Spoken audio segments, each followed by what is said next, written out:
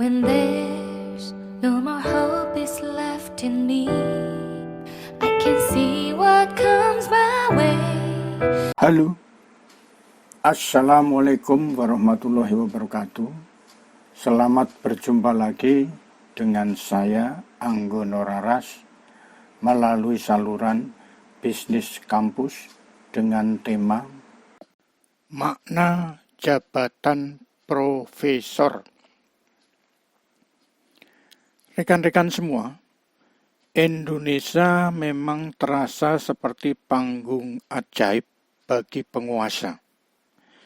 Siapapun penguasanya seolah dapat berbuat apa saja dan dapat mendapatkan apa saja.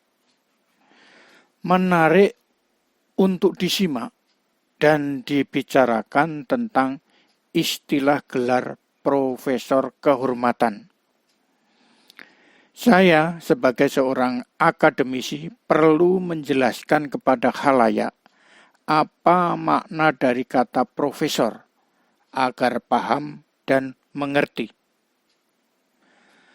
Rekan-rekan semua, profesor mempunyai makna seseorang yang dikenal oleh publik berprofesi sebagai pakar. Profesor itu seorang guru senior, dosen dan atau peneliti yang biasanya dipekerjakan oleh lembaga-lembaga, institusi pendidikan perguruan tinggi, atau universitas. Di Indonesia, gelar profesor merupakan jabatan fungsional, bukan gelar akademis. Guru besar atau profesor adalah jabatan fungsional tertinggi bagi dosen yang masih mengajar di lingkungan pendidikan tinggi. Rekan-rekan semuanya, apakah boleh seorang direktur yang sudah tidak menjabat dipanggil direktur? Paling juga mantan direktur. Begitu pula seorang profesor yang sudah tidak berkecimpung dalam dunia pendidikan untuk mengajar, meneliti, dan pengabdian kepada masyarakat, maka sudah tidak disebut profesor lagi. Sejak tahun 2007, hanya mereka yang memiliki gelar akademik doktor saja yang bisa menjadi profesor. Hal ini disebabkan karena hanya profesor inilah yang memiliki kewenangan untuk membimbing calon doktor. Rekan-rekan semua, kita harus mengetahui tugas profesor sebagai tambahan. Jadi, yang pertama, memberi kuliah dan memimpin seminar dalam bidang ilmu yang mereka kuasai, baik bidang ilmu murni atau ilmu terapan. Yang kedua, melakukan penelitian dalam bidang ilmunya.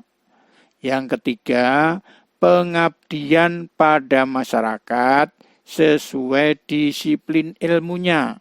Yang keempat, melatih para akademisi muda agar mampu membantu menjadi asisten atau bahkan menggantikannya kelak. Rekan-rekan semua, kalau kita melihat kehidupan kita ini seperti dunia panggung sandiwara. Hal ini bisa kita lihat di dalam sebuah lagu yang judulnya Panggung Sandiwara yang pernah dibawakan oleh Ahmad Albar yang tergabung dalam grup band God Bless pada beberapa dekade yang lalu. Coba mari kita simak syairnya. Dunia ini panggung sandiwara, ceritanya mudah berubah, kisah Mahabharata atau tragedi dari Yunani. Jadi kalau kita melihat, menyimak daripada syair bait pertama ini adalah seperti kehidupan bangsa Indonesia dari awal merdeka sampai sekarang. Terjadi adanya perubahan-perubahan. Jadi setiap penguasa yang menjadi sedang eksis, suasana akan berubah. Kemudian kita akan coba masuk ke bait berikutnya. Setiap kita dapat satu peranan yang harus kita mainkan. Ada peran wajar dan ada peran berpura-pura. Mengapa kita bersandiwara? Mengapa kita bersandiwara? Padahal kalau tidak bersandiwara juga bagus juga kan ya. Tapi karena itu panggung sandiwara, ya mereka harus melakukan peran sesuai yang diembannya. Tetapi harus melakukan sesuai skrip. Di dalam skrip tidak ada korupsi, ya jangan korupsi. Di dalam skrip tidak ada pertumpahan darah, ya jangan ada pertumpahan darah. Kemudian kita masuk ke bait berikutnya. Peran yang kocak bikin kita terbahak-bahak. Peran bercinta bikin orang mabuk kepayang. Dunia ini penuh peranan. Dunia ini bagaikan jembatan kehidupan. Nah, kita bisa masuk kalau kita menjalankan peran itu dengan baik, maka hasilnya juga akan baik. Bahwa negara ini akan menjadi negara yang mensejahterakan rakyat. Sesuai Undang-Undang Dasar 1945 itu bunyinya seperti itu.